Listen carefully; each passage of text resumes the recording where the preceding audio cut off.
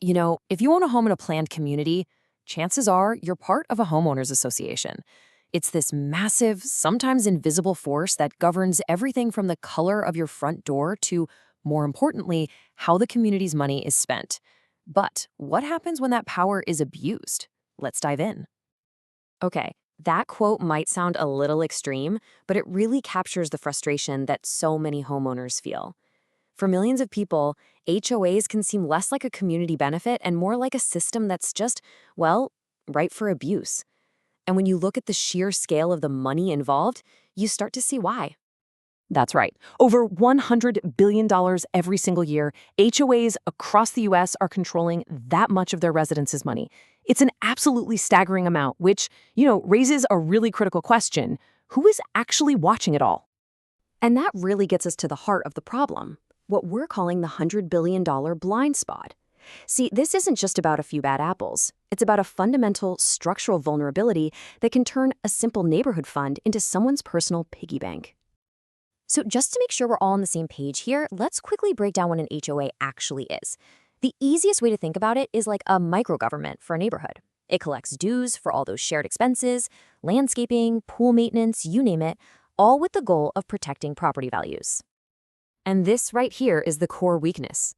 That $100 billion, it's often overseen by your neighbors, well-meaning volunteers who might be teachers or nurses, not forensic accountants.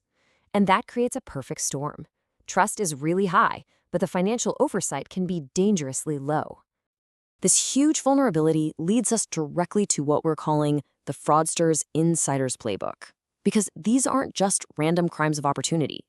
The scams that drain HOA funds follow very predictable patterns, and they're almost always pulled off by people on the inside. So who's doing this? Forget about some external hacker. HOA fraud is almost always an inside job. You can see it right here. Board members and the management agents they hire are responsible for nearly all of the losses. These are the very people entrusted to protect the community's money. So how do they actually do it? Well, the first category is pretty straightforward. It's just direct theft. This can be as simple as a board president using the association's credit card for a family vacation, or it can be a little more sophisticated, like creating a completely fake company to bill the HOA for work that never, ever happened. All right, let's break down that ghost vendor scheme, because it's a classic and it's incredibly common. An insider, let's say it's the board treasurer, goes out and creates a fake company. We'll call it Community Grounds Maintenance, LLC. They then submit an invoice to the HOA for, say, $15,000 for emergency tree removal. And then they use their own authority to approve that payment. Just like that, the money's gone, and there are no new trees to show for it. It can be that simple. Okay, the second major tactic is vendor corruption, and this is all about collusion. A board member might award a big paving contract, not to the best company or the cheapest one, but to the one that's secretly paying them a 10% kickback under the table. The community overpays for the job, and the insider gets rich. And the cost of these schemes? It's just devastating.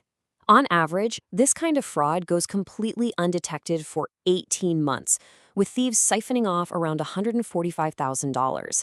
And what's even worse, nearly a quarter of these cases involve thefts of over $1 million.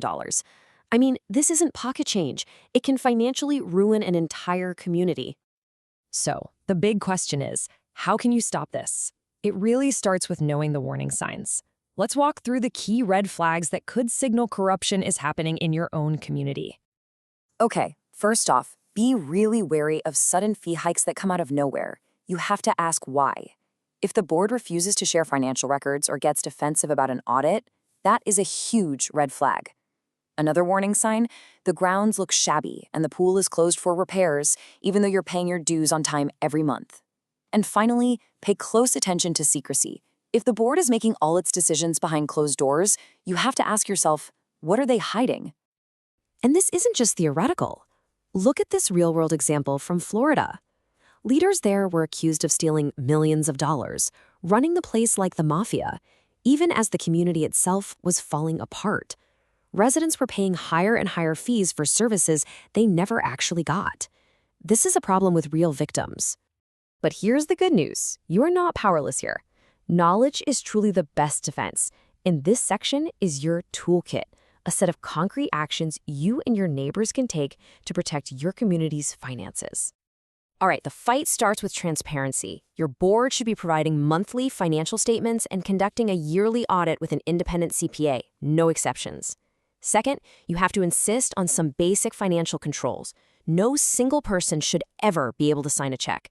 And finally, and this is huge, you have to get involved. Go to the meetings, vote in the elections. Apathy is the soil where corruption grows. This comparison really makes it crystal clear.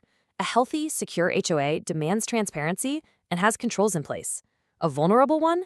It operates with secrecy and gives way too much power to one person. If your community looks more like the one on the right side of this chart, it is definitely time to start asking some tough questions. So what if you really suspect something is wrong? Don't just complain, you have to act. Start by gathering documents, looking for discrepancies, and then formally demanding a forensic audit. If the board refuses or if that audit confirms your fears, it's time to take your evidence to the authorities, like your state attorney general or even local law enforcement. And here's the final and maybe the most important piece of this whole puzzle. While audits and financial controls are absolutely crucial, the number one way fraud gets uncovered is from tips. An engaged resident who notices something that just looks a little strange in the budget. That person is the best defense a community has. Your voice really, really matters. So that brings us to the one final crucial question. After seeing the playbook, the red flags, and the tools to fight back, you have to ask yourself, is my community protected? Because really, the only person who can truly answer that is you.